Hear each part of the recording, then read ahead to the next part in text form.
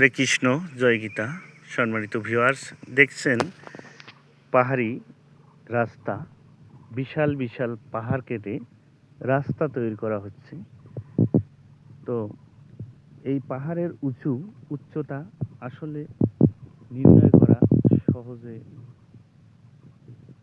যাবে না, কারণ দেখতেই পাচ্ছেন যে পাহাড়ি উঁচু নিচু যে আঁকা বাঁকা পথ, সেগুলো আপনাদের দেখানোর চেষ্টা করব।